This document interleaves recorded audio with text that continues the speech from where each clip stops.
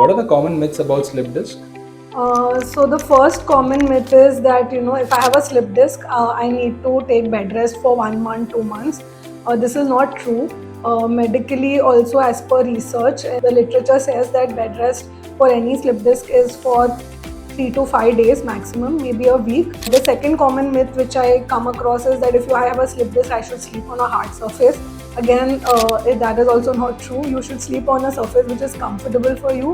The third common myth which I normally come across is that if I have a slip disc, I will eventually need a surgery. Again, with slip disc, there are only 1 to 2% cases who eventually need surgery. 98% patients can be conservatively managed and medically managed. Fourth common myth that I come across is that I've had a slip disc and I will never be able to get back to my normal life. Again, not true. If you take the right treatment at the right time, within 6 to 8 weeks, you will be back to normal function.